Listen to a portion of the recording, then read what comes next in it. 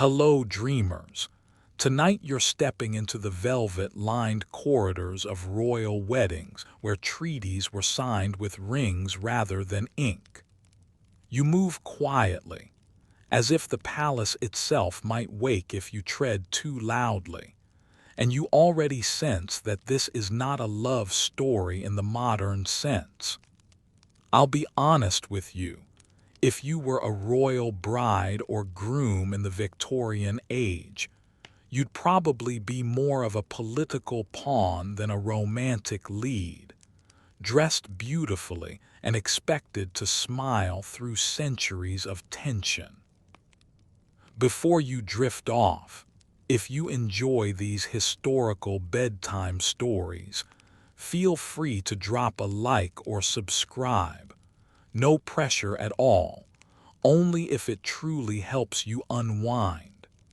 You can even imagine yourself whispering in the comments where you're listening from and what time it is there. Now you dim your screen, maybe pull a soft blanket up to your shoulders, and together we wander into tonight's quiet palace. You enter a long gallery glowing with lamplight, and the first thing you notice is how calm everything feels, almost deliberately so. This is a Victorian royal wedding, somewhere in the middle of the 19th century, and every surface around you has been trained to look reassuring. The walls carry neutral tones. The carpets are thick enough to swallow the sound of old rivalries, and the air smells faintly of beeswax and fresh flowers. You're here because this wedding is not just about two people.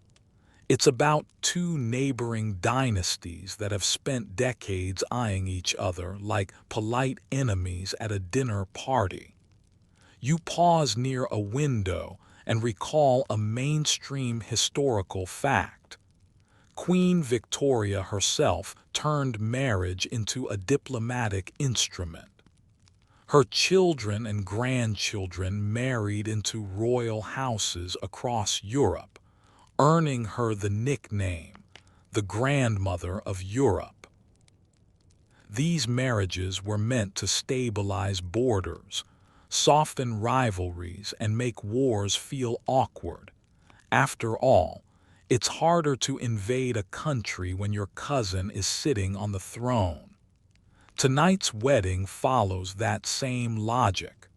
Rings, not armies, are doing the heavy lifting. As you drift closer to the chapel doors, you notice something quirky and easily overlooked. The invitations, written in carefully balanced language, list titles in a specific order that avoids implying superiority. Even the font choices matter here. One court favored ornate flourishes, the other preferred restraint. The compromise is a script that looks elegant but calm, like it's politely refusing to take sides. It's the Victorian equivalent of a neutral emoji. You take a seat near the back because this is bedtime history, not front row drama.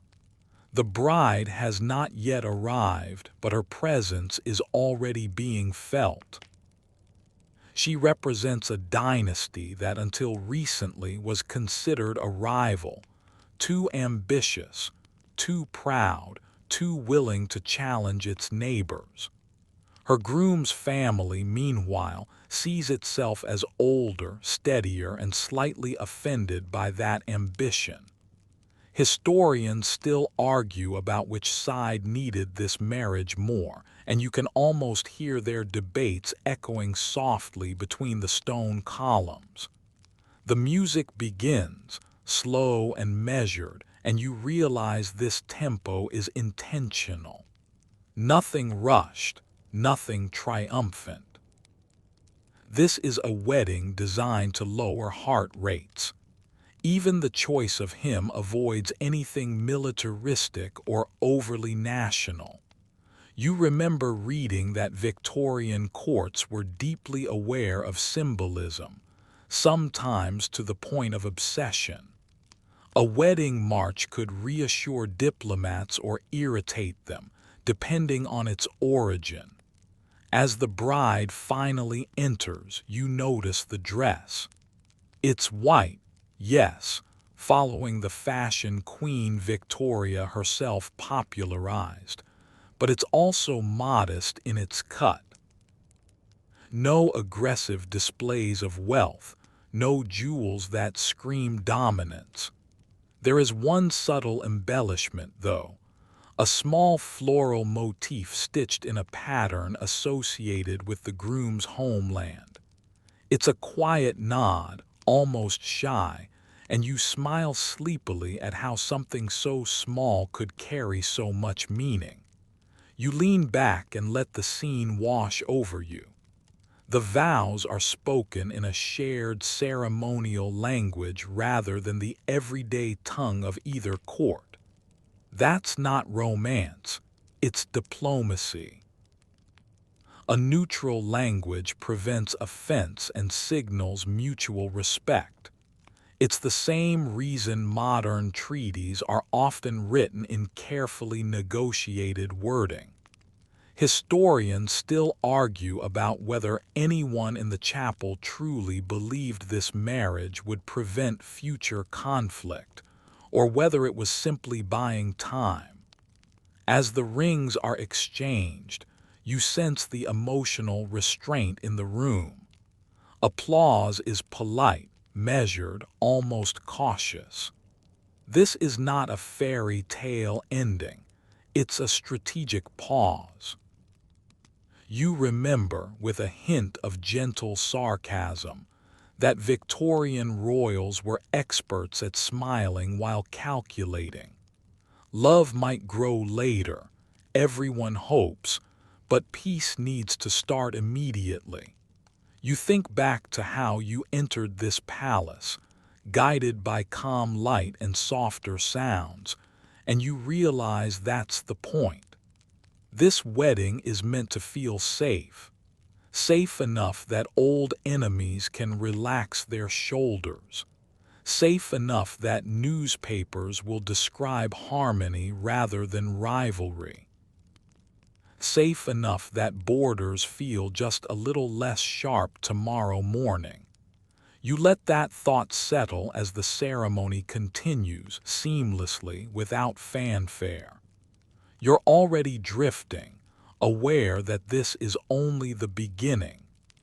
The symbolism will grow richer, the gestures more elaborate, the meanings more layered as the night goes on.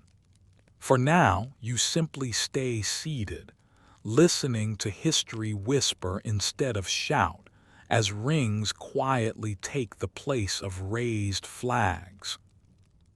You remain seated as the chapel slowly exhales, and without any clear break, your attention drifts from the vows to the fabric itself, because in this room cloth is doing political work. You notice how the bride's white dress doesn't just glow softly under candlelight. It reflects an idea that Victorian Europe desperately wanted to believe in: purity, calm, and a fresh beginning.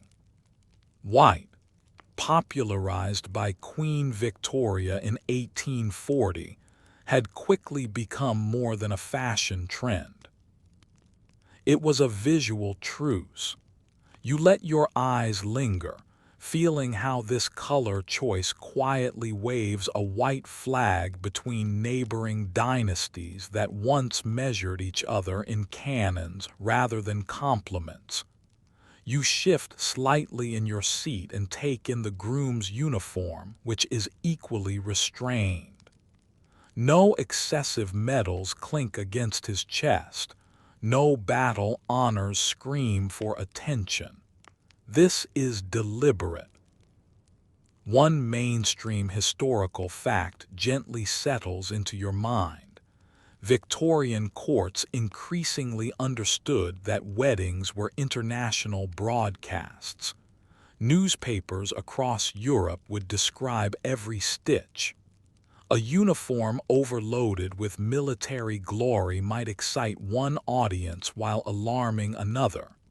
Tonight, moderation is the message. As the couple stands together, you notice something quirky and oddly intimate. The bride's veil is trimmed with lace produced in a border region long disputed by their families. To most guests, it's just beautiful craftsmanship. To a handful of well-informed observers, it's a subtle acknowledgement of shared history rather than contested ownership. Lace as diplomacy. Victorian politics had a flair for the quietly theatrical. You listen to the soft rustle of clothing as guests adjust themselves, and you imagine the calculations behind every choice. The bridesmaids' dresses echo the white theme but lean toward pale creams and silvers, shades that avoid copying the bride while still reinforcing unity. No strong national colors appear. Red, blue, and black, too aggressive, too loaded, have been carefully left outside the palace doors. Historians still argue about how consciously these color decisions were planned, or whether they emerged from instinct sharpened by decades of rivalry. Your mind wanders, slow and drowsy, to the broader Victorian obsession with symbolism. This was an age that believed objects could teach behavior. A calm palate encouraged calm politics, or so the thinking went. You imagine diplomats scanning illustrations of the wedding in foreign papers, nodding with cautious relief at the absence of visual provocation. Even rivalry, it seems, could be softened by good taste. As the ceremony moves forward, you catch the faint scent of flowers, white roses, lilies, and orange blossoms. These aren't random. White roses speak of unity, lilies of peace, orange blossoms of fertility and continuity. You smile gently at how the Victorians managed to stack multiple messages into a single bouquet. It's floral over-communication, and somehow it works. One quirky tidbit floats into your thoughts. Some courts kept detailed floral dictionaries to ensure no accidental insult bloomed at an official event. You lean back again, realizing how all of this connects to what you sensed earlier, the deliberate calm of the palace. Fabric, color, and scent combine into a soothing language. You, an observer from the future, can almost feel your pulse slowing in response. That's the same effect this wedding aims to have on two wary dynasties. If everyone feels relaxed, perhaps everyone behaves accordingly. Your gaze drifts toward the older relatives seated in the front rows, faces lined with memory. Some of them lived through border crises, trade disputes, and near wars involving these very families. They watch the white-draped scene with cautious hope. Historians still argue whether such symbolism genuinely changed political behavior or merely dressed up unavoidable alliances in softer tones. Sitting here, though, you sense that belief itself matters. If enough people believe peace is possible, even temporarily, it gains a foothold. The bride and groom turn slightly toward the altar, and the white around them seems to expand, filling your vision. This isn't just a wedding color anymore. It's a statement of intent. You recall how Victorian mourning was also rigidly coded in color, and you realize the same system is at work here, just inverted. Instead of black announcing loss, white announces restraint. You feel the subtle callback to the rings you watched earlier, metal circles promising continuity. Now fabric does the same job, wrapping bodies in neutrality. You almost chuckle sleepily at how much effort goes into looking effortless. Victorian diplomacy, like Victorian fashion, is layered, structured, and a little tight around the edges. The ceremony continues without interruption, and you stay with it, letting the softness do its work. No trumpets blare, no flags unfurl. Just white upon white, calming eyes and hopefully tempers. You sense that this visual truce is only one part of a larger strategy. Soon there will be banquets, seating plans, music, and gifts, all carrying their own messages. For now, though, you rest in the glow of fabric and flowers, understanding that this wedding is already speaking to the world without saying a word. And as your thoughts slow, you're ready to drift onward toward the tables where diplomacy will be measured not in color, but in who sits beside whom. You let the soft whiteness fade into the background as the ceremony flows seamlessly into movement, and before you quite realize it, you're being carried along toward the banquet hall. There's no announcement, no sharp transition, just a gentle rearranging of bodies and expectations. You find yourself gliding into a vast room where tables stretch out like a carefully drawn map, and you immediately understand that this, perhaps more than the vows, is where real diplomacy settles in for the evening. You slow your steps and take in a mainstream historical fact that feels almost mundane until you look closer. Victorian royal seating plans were planned weeks, sometimes months in advance, often with direct input from diplomats. Who sat next to whom could suggest alliance, favor, or carefully managed neutrality. Tonight's seating is no accident. It's choreography disguised as dinner. You hover near the edge of the room, watching servants place name cards with almost reverent precision. The rival dynasties are not separated, which would feel hostile, nor are they forced too closely together, which could feel aggressive. Instead, they're interwoven. Cousins from one house sit beside uncles from the other, like threads crossing in a tapestry. You smile faintly at the realization that even furniture can be recruited into peacekeeping. As guests take their places, you notice a quirky detail that might escape most eyes. The tables themselves are round rather than long. This avoids the symbolism of a head of the table, where dominance could be implied. Round tables suggest equality, or at least the polite fiction of it. You imagine how much discussion must have gone into this decision, and how relieved some minor prince must be not to spend the night worrying about who outranks him by 3 generations.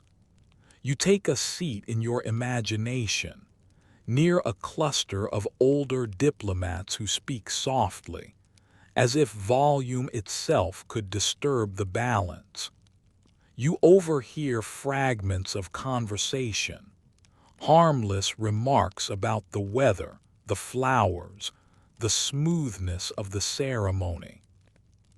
Small talk becomes a tool here, a way of filling space that might otherwise be occupied by old grievances. Historians still argue about whether such carefully engineered proximity genuinely softened rivalries or simply masked them for public consumption. Your attention drifts to the bride and groom, now seated among their families rather than apart on a dais. This, too, is intentional. By placing them within the network of relatives, the wedding emphasizes connection rather than hierarchy. You remember the rings, the fabric, the flowers, and now the chairs, all quietly repeating the same message. No one stands above the group tonight. As the first course is served, you notice that the menu itself is neutral territory. Dishes from both regions appear, but none dominate. A soup popular in one court is followed by a fish dish favored in the other. The flavors alternate gently, like a diplomatic conversation where neither side monopolizes the floor. One quirky tidbit drifts into your mind. Some Victorian courts kept records of which foods caused offense in the past, just to avoid accidental culinary insults. You sip an imaginary glass of wine and feel how even the pacing of the meal matters. Nothing arrives too quickly, nothing lingers too long. The rhythm encourages calm digestion and calmer discussion. You think back to earlier sections, how white dresses and gentle hymns set the tone. Now the same philosophy extends to forks and plates. Across the room, you spot a minor royal who once served in a border regiment, now laughing quietly with a cousin from the rival house. It's not reconciliation exactly, but it's proximity without tension, and that's something.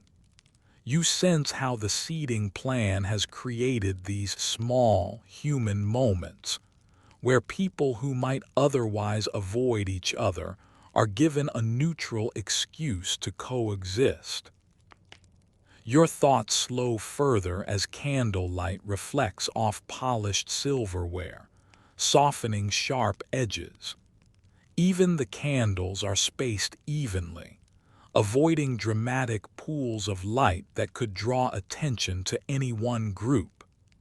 Historians still argue about whether these details were consciously designed to this extent, or whether Victorian culture simply absorbed symbolism naturally, the way fabric absorbs dye. You lean back, letting the murmur of conversation become a low, comforting hum. This is not the loud feast of medieval legend. It's restrained, measured, almost sedative. You realize that boredom in this context is a success. Nothing dramatic happens, and that's precisely the point. Peace, after all, often looks like nothing at all. You feel a gentle callback to the calm corridors where you began. The same strategy is unfolding here, just with more cutlery. The palace continues to whisper rather than shout, guiding everyone toward acceptable behavior. You can imagine newspapers tomorrow praising the harmonious atmosphere, unaware of how many drafts it took to decide who sat where. As the meal progresses, you sense that this seating arrangement is doing more than avoiding insult. It's rehearsing a future where these dynasties see each other as neighbors rather than threats. Not friends, perhaps, but something softer than rivals. You let that thought settle, warm and heavy, as dessert plates are cleared. The room remains balanced, unprovocative, and deliberately unremarkable. And as you drift further into this carefully planned calm, you know the night has more subtle messages waiting, messages sung rather than spoken.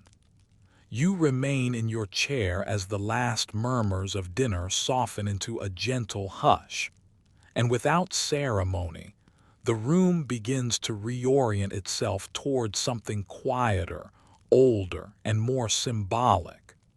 You sense it before you fully see it, a shift from eating and seating to ritual.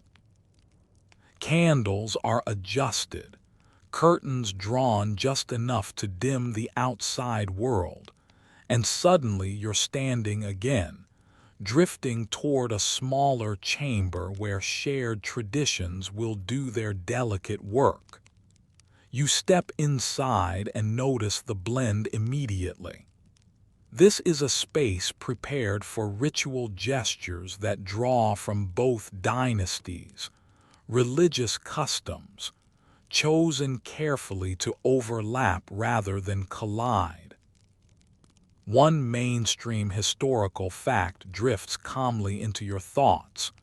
Victorian royal weddings often included ecumenical elements when dynasties came from slightly different Christian traditions, especially in politically sensitive unions. These blended rituals were meant to reassure everyone that no side was surrendering its identity. You watch as a short prayer is spoken, neutral in language, broad in sentiment. It avoids controversial saints, disputed doctrines, or region-specific references. Instead, it speaks of peace, continuity, and duty. The words float gently in the air, designed to offend no one and inspire mild approval from all. You feel how this careful vagueness, often mocked today, was once a powerful diplomatic tool. Your eyes wander to the small symbols placed around the room. A cross style familiar to one dynasty stands beside a candle arrangement favored by the other. They don't merge into something new, they simply coexist. You find that strangely soothing. It's a visual reminder that harmony doesn't always require fusion. Sometimes it just requires space. A quirky detail catches your attention. The officiant wears vestments incorporating subtle embroidery patterns from both regions. To the untrained eye, it's just decoration. To anyone fluent in heraldic language, it's a quiet acknowledgement that this ceremony stands on shared ground. You smile softly at how much effort goes into looking effortlessly inclusive. As the couple kneels briefly, you sense the emotional restraint in the room. No dramatic gestures, no impassioned declarations. Victorian royal ritual favored composure, especially when rival dynasties were involved. Excessive emotion could suggest instability. Calm, by contrast, suggested reliability. Historians still argue about whether this emotional discipline strengthened royal authority or slowly hollowed it out from within. You feel the rhythm of the ceremony slow even further, almost inviting sleep. The repeated phrases, the soft cadence of voices, the steady glow of candles, it all blends into something meditative. You think back to the music earlier, the colors, the seating. Each element has gently lowered the temperature of old conflicts, degree by degree. Your attention drifts to the guests again, especially those who remember when these shared rituals would have been unthinkable. You see polite nods, relaxed shoulders, a few faint smiles. This isn't enthusiasm, but it's acceptance, and in Victorian diplomacy, acceptance was a victory. One particularly quiet moment stands out. A brief silence is held, longer than expected, honoring ancestors from both dynasties. No names are spoken, avoiding the ranking problem that could arise from lists. The silence itself becomes the shared space. You find this oddly moving, and you suspect others do too. Silence, after all, can be the safest language of all. You sense a callback to the round tables and neutral hymns. The theme continues. No sharp edges, no declarations of supremacy, just shared presence. You imagine how this moment might be described in diplomatic correspondence later, phrased carefully, praised cautiously, but noted all the same. As the ritual concludes, there's no dramatic ending. No applause, no flourish.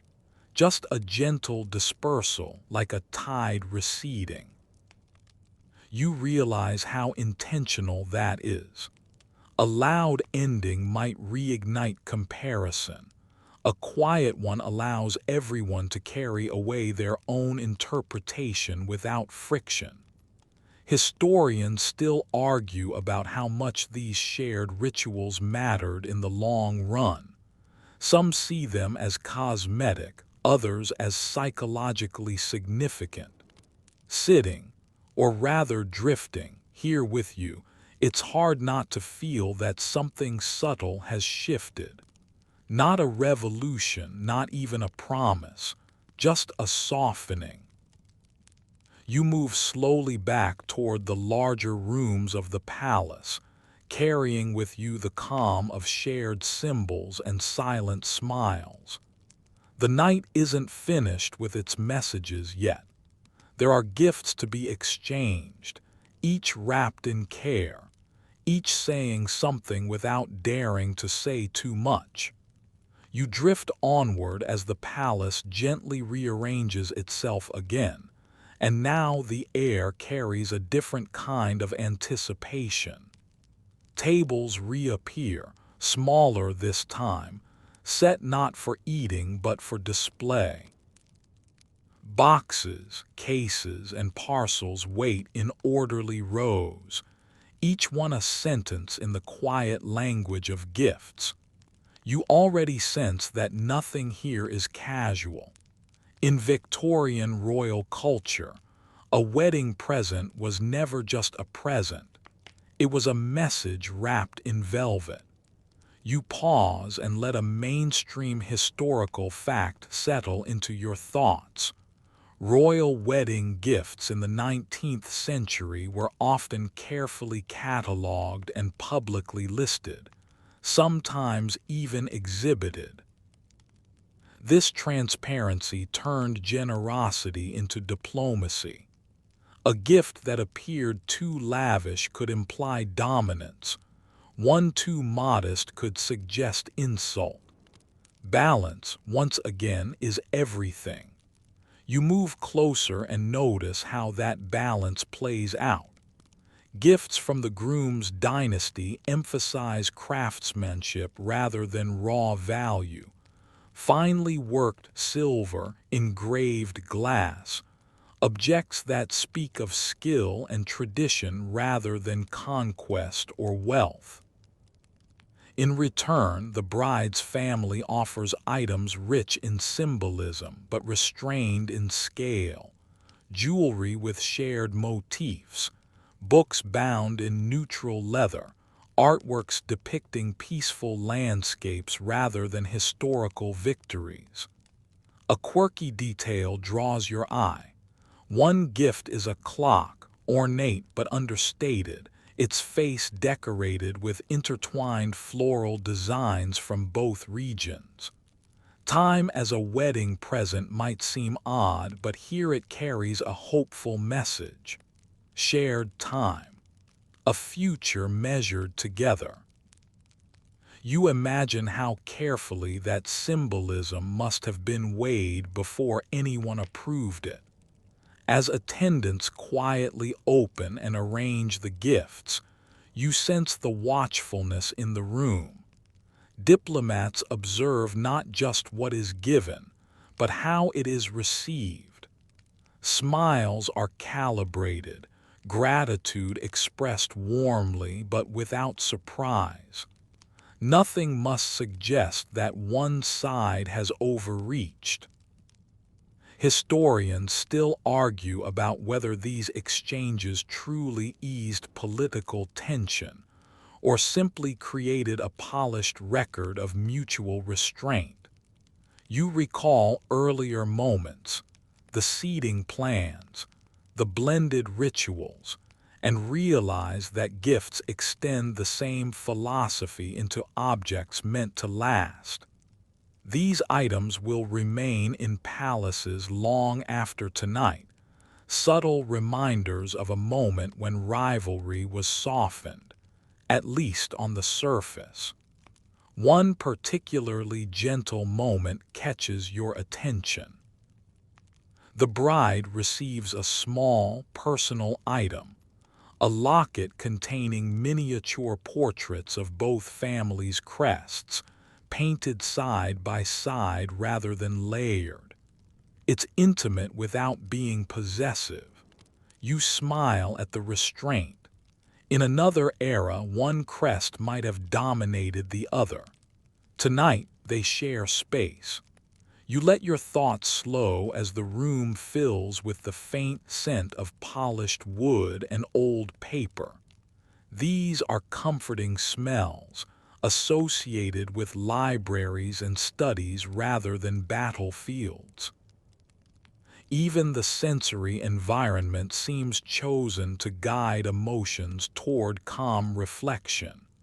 You think back to the white dress and neutral music, and you feel the callback clearly now. This entire evening is a lesson in how to say less. Less color, less volume, less assertion.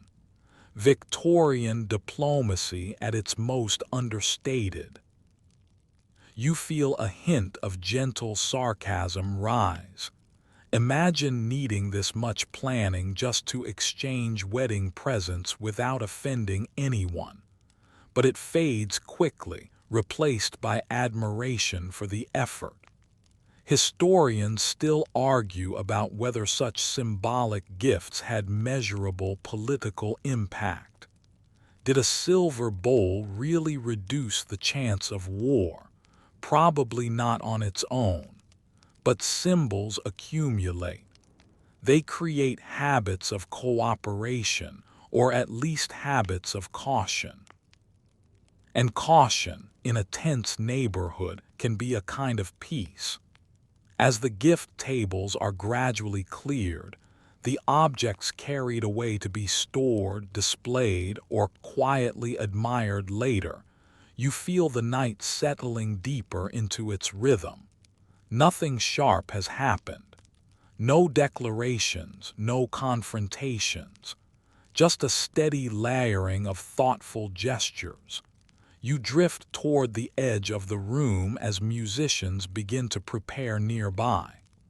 The clink of instruments being adjusted feels softer than the clink of silverware earlier. You sense that sound itself is about to become the next diplomatic tool, shaping mood and memory in ways words cannot. You let yourself relax into that expectation, ready to listen, as the palace once again chooses harmony over noise. You drift toward the sound before you consciously decide to move, guided by a gentle tuning of strings and the low murmur of musicians preparing themselves. The palace seems to inhale, as if bracing for something expressive yet controlled. Music, you sense, is about to take its turn in the quiet negotiations of the night. You settle into a shadowed corner where sound can wash over you without demanding attention. A mainstream historical fact glides into your awareness. Victorian royal courts used music deliberately as a diplomatic language. Hymns, marches, and chamber pieces were selected not only for beauty, but for origin. Choosing a composer from one court over another could be interpreted as favor. Tonight's program avoids that trap entirely. You listen as the first piece begins, a hymn known across both regions, its melody familiar enough to feel shared. No one claims ownership of it. It belongs to everyone and no one at once. The tempo is unhurried, the dynamics gentle. This is not music for triumph. It's music for agreement. You notice a quirky detail as the piece continues. The musicians themselves are drawn from both courts, seated in alternating order. Violins from one side, violas from the other, cellos and woodwinds interspersed.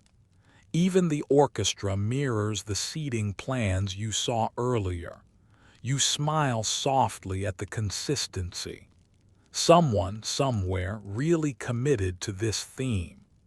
As the final notes fade, a second piece begins. This one a new composition, commissioned specifically for the wedding. It blends stylistic elements from both musical traditions, not quite belonging to either. You sense the cautious pride in the room. Creating something new feels safer than choosing something old and loaded. Historians still argue about whether such hybrid works genuinely fostered unity or simply avoided controversy.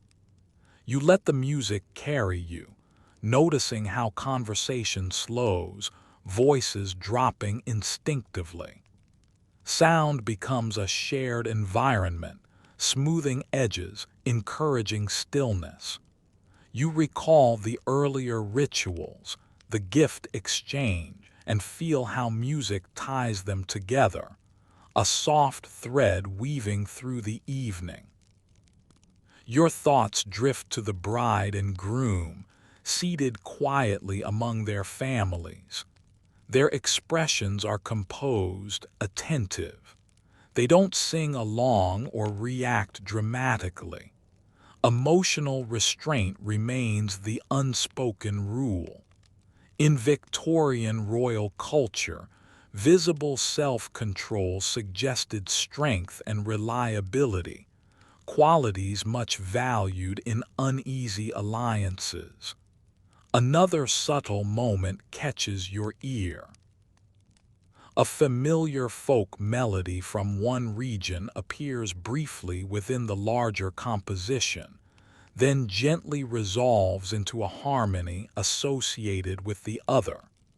It's so understated that many listeners might miss it entirely.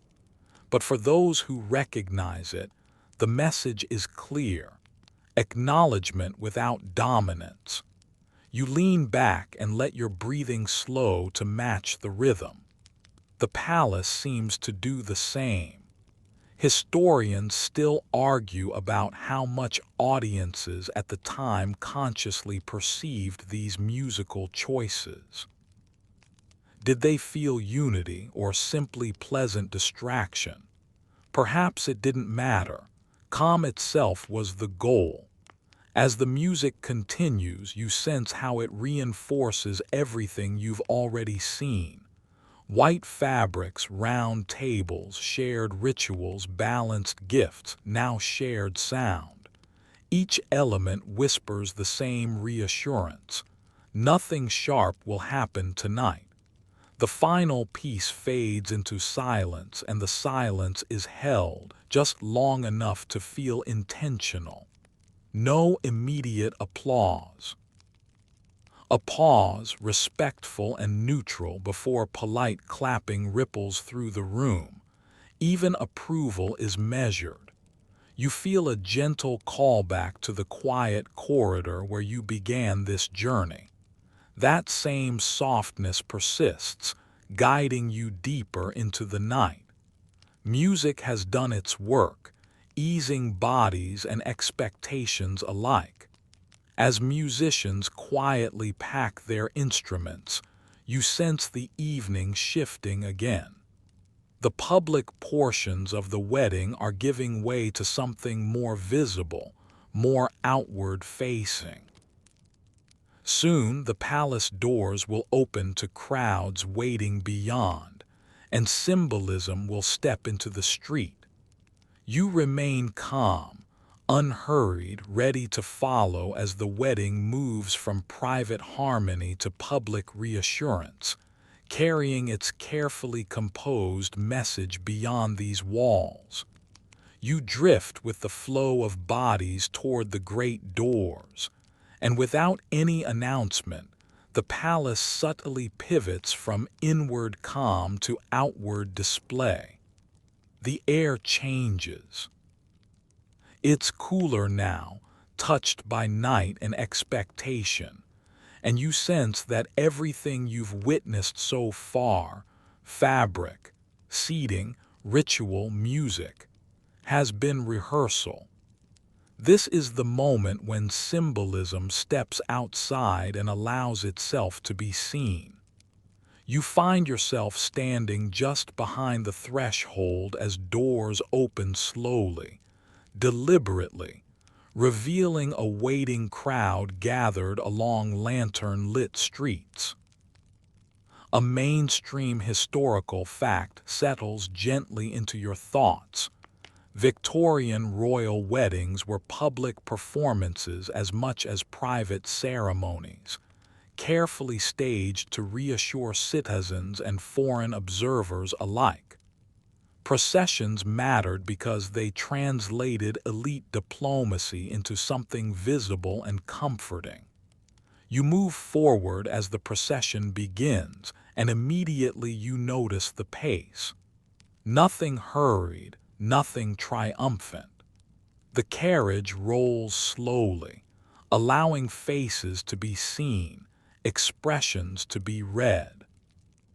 Speed could imply urgency or anxiety.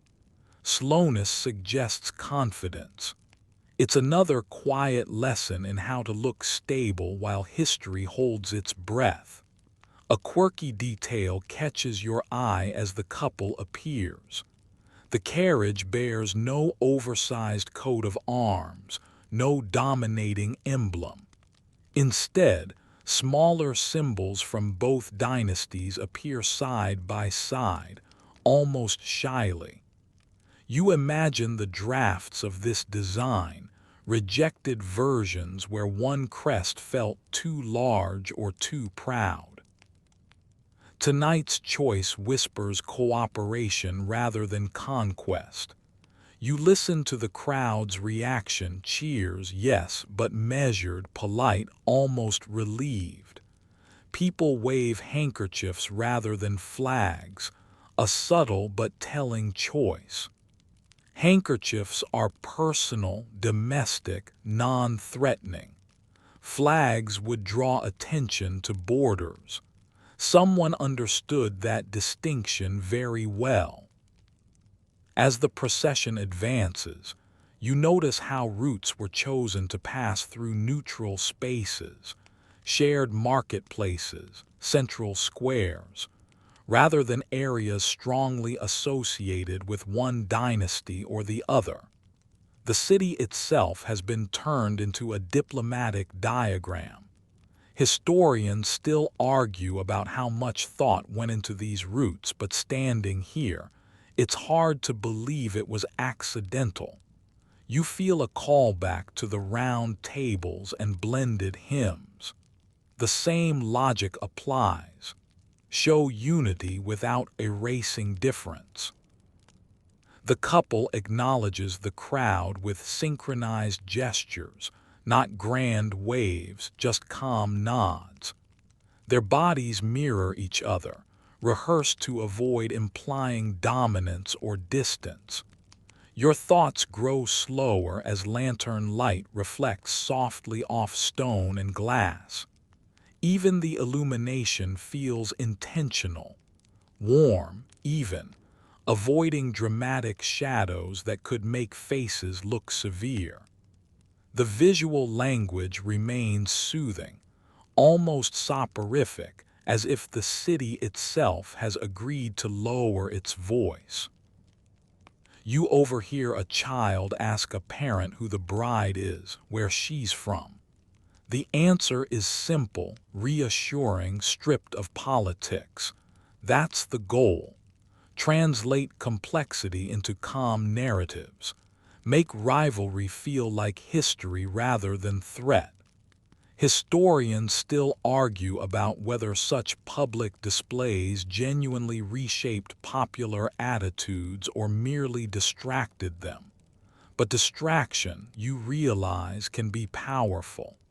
If people feel safe tonight, they may carry that feeling forward at least for a while. As the procession nears its end, the carriage disappears into a courtyard, and the crowd begins to disperse, murmuring softly. No riot of emotion, no frenzy, just satisfied quiet. You sense how carefully that outcome has been managed. You linger a moment longer, letting the night air cool your thoughts. Private messages have been delivered publicly, reassurance wrapped in ritual and light.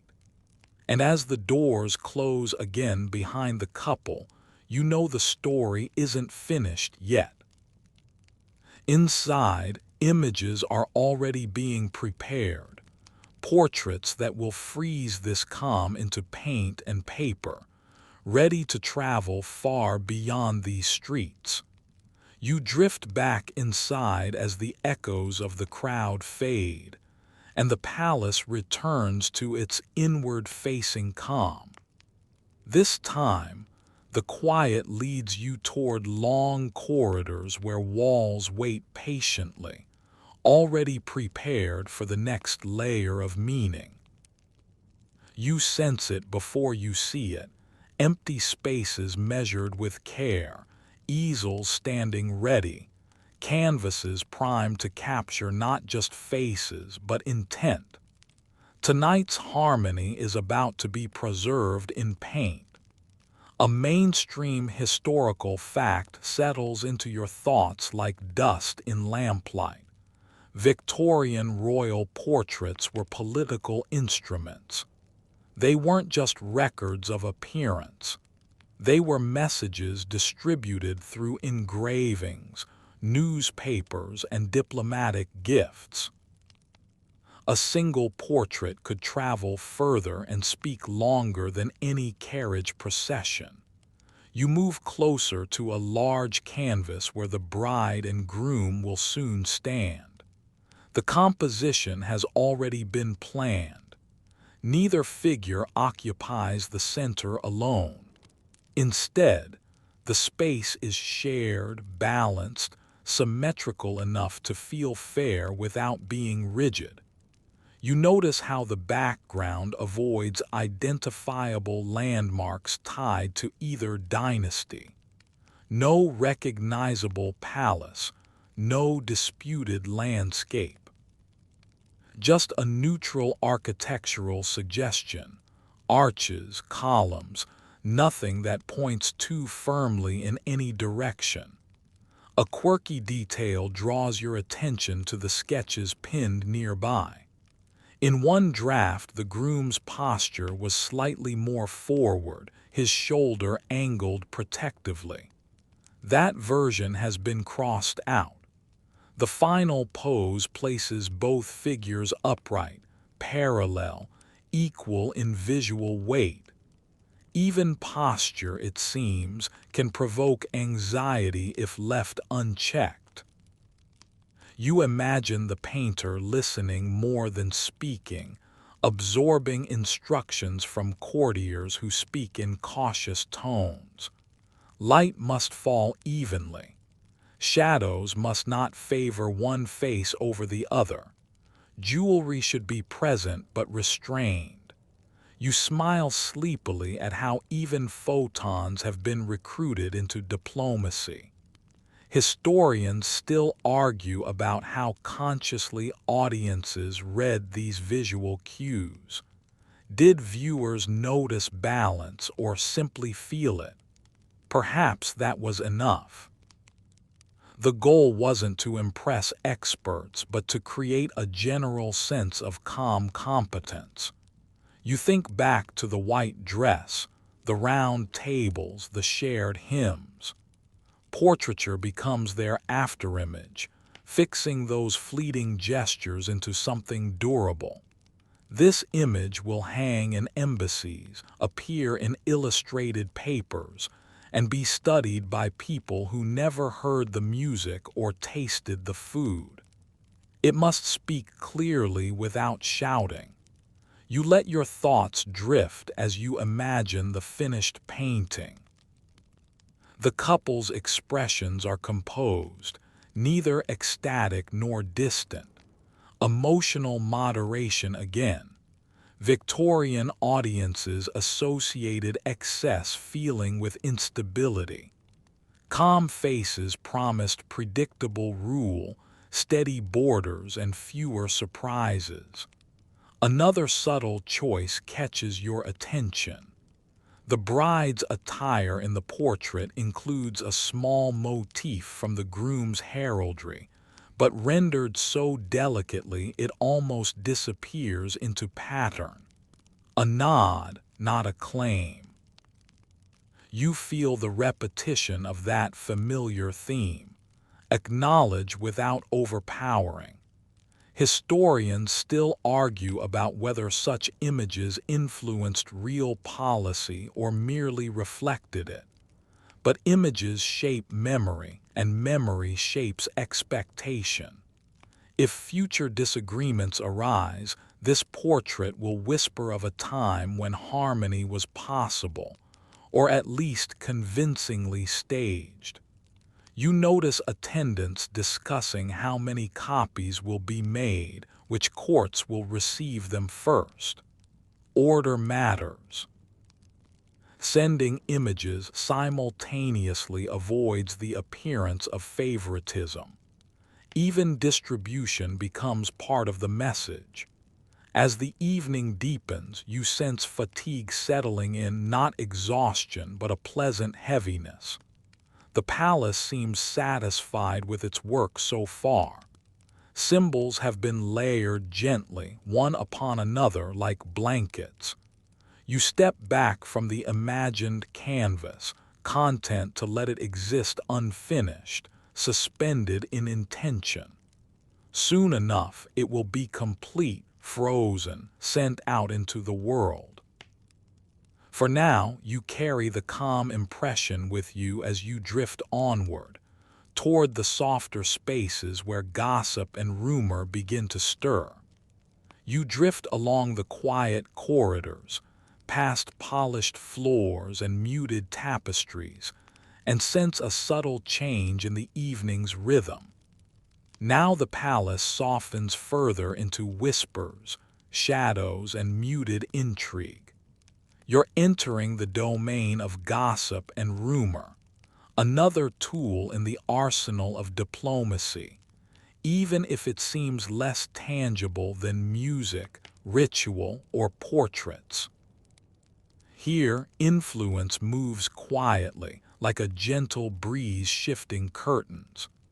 A mainstream historical fact settles into your thoughts.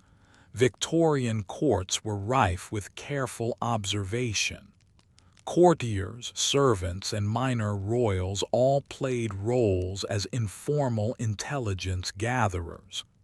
Who smiled at whom, who lingered near which guest, and what was said in private could subtly shift alliances.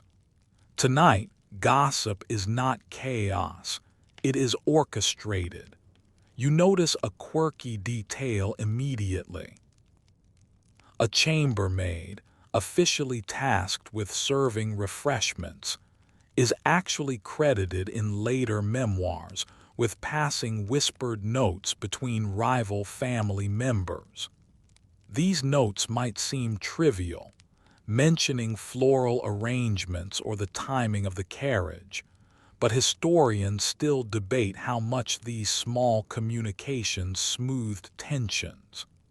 In Victorian diplomacy, even the tiniest whisper could carry a lot of weight. You float near a cluster of minor princes and cousins, pretending to be a shadow among them. They exchange small, polite observations. One jokes about the calm pace of the procession, another remarks on the neutral choice of dessert. On the surface, these comments seem trivial, even humorous. Beneath the surface, they are rehearsal for conversation, a practice in maintaining civility and avoiding offense. You recall the soft rhythm of music and the careful layering of gifts, and you realize gossip now functions as the final connective tissue. It's ephemeral, unpredictable, yet essential. Those who overhear the right phrase might later act with slightly more goodwill, or at least pause before acting rashly. Historians still argue whether such informal influence had measurable impact, or if it simply offered contemporaries a comforting illusion of control. You drift toward a side table where letters and small notes are exchanged. A cousin from one dynasty passes a folded paper discreetly to a diplomat of the other. The message is vague. Congratulations, a note about flowers, perhaps a suggestion for a shared future visit. The content is innocuous, but the act itself demonstrates trust and acknowledgement. Another curious vignette catches your attention. Two minor nobles from opposing houses appear to engage in a whispered debate over a dress embellishment or a seating choice. Onlookers assume it's trivial disagreement, but their exchange models compromise and negotiation for the next generation. You can almost hear the historians arguing about whether these micro-interactions genuinely guided policy, or if we're merely projecting significance after the fact. You let your mind wander slowly through these small dramas. Even absent a major announcement or public statement, influence is moving quietly, delicately, in tiny gestures. This is the invisible diplomacy, the kind that rarely makes front-page news but shapes the emotional climate of alliances. You feel a gentle amusement. Victorian royals trained for war, yet their most enduring strategies sometimes took the form of polite whispers and floral compliments. The room hums with understated activity. Laughter is soft, conversation measured. You recall the symbolism of fabric, music, gifts, and portraits, all layers that have primed the atmosphere. Now gossip, rumor, and informal interaction test that groundwork in real time. It's a fascinating, almost imperceptible ballet. Historians still argue over which moments truly mattered, the overt gestures or these subtle undercurrents? Perhaps it's the combination, the way symbolism sets expectations and whispers confirm them, that made the marriage successful in easing rivalry. You imagine it as a sequence of soft dominoes falling, each one carefully placed so nothing crashes loudly. You step back, letting the subdued activity fade into background hum. This is the invisible engine of diplomacy, a quiet counterpoint to the grand displays you've already observed. And as the night deepens, you sense that these whispered exchanges will ripple far into the future, far beyond the glow of lanterns and the sparkle of silk. You drift now into the final corridors of the palace, where the night itself seems to sigh and settle. Outside, the city has quieted. Inside, the rooms are nearly empty, leaving only echoes of soft footsteps, whispered conversations, and the lingering scent of flowers and polished wood. You feel the full weight of the evening's careful orchestration. The rings, the white dresses, the seating, the rituals, the gifts, the music, the processions, the portraits, and even the gossip. Each layer has contributed to a calm that rivals any loud display of power. A mainstream historical fact drifts gently into your awareness. In the decades following Victoria's reign, many European dynasties credited these carefully staged weddings with easing tensions and fostering long-lasting alliances. This was not guaranteed, of course, but symbolic gestures, repeated consistently, built a vocabulary of civility that outlasted minor disputes. Tonight, you sense the quiet beginnings of such a legacy. You wander through a gallery lined with portraits painted earlier, observing the serene composure of faces that will outlive you and the couple themselves. Each image reinforces the same message you've been tracking all evening: calm, shared presence, understated recognition of differences, and a soft, enduring invitation to cooperation. You feel almost hypnotically soothed by the consistency of the symbolism. A quirky tidbit floats into your thoughts. Some of the minor courtiers later confessed that, on nights like this, they actually found themselves dozing beside candles while still fulfilling their duties, half asleep, yet still performing diplomacy perfectly. Perhaps it's no coincidence that this bedtime history is unfolding so seamlessly. Sleep itself was a companion to etiquette. You notice that the couple now moves toward a private balcony, greeting a few remaining guests and sending the last deliberate signals of unity. The gentle gestures, measured bows, and subtle shared glances all act as coda to the evening. Even in their quietude, these small movements reinforce months of planning, rehearsals, and careful compromises. Historians still argue whether anyone truly internalized the symbolic piece, or if it was all polished performance. But the impression it left, both in person and in memory, was undeniably powerful. As you lean back, you allow the layers of the night to settle into a soft mental hum. The white dress and neutral fabrics, the round tables, the blended rituals, the carefully selected gifts, The music, the public processions, the balanced portraits, and the whispers of gossip. Each has played its role like a note in a gentle, intricate symphony. The harmony may not be permanent, the rivalries not fully erased, but the effect is undeniable. A temporary easing of tension, wrapped in elegance, restraint, and thoughtful symbolism. Now, for the last part of our journey, allow yourself to drift slowly into a wind down, letting your mind float along the corridors, through candle-lit galleries, and into the quiet courtyards beyond.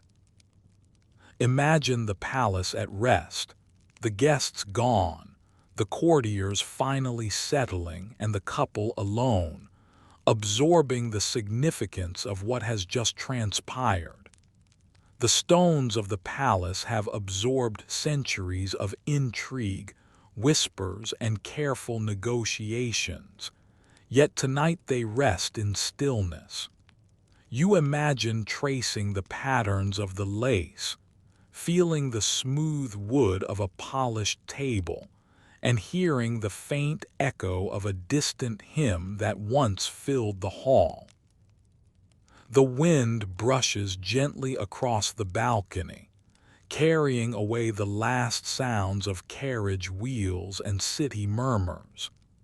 Each element of the evening has done its part, sending soft ripples of calm that may extend beyond borders, even if only subtly, and you feel a quiet gratitude for the artistry of patience, planning, and restraint.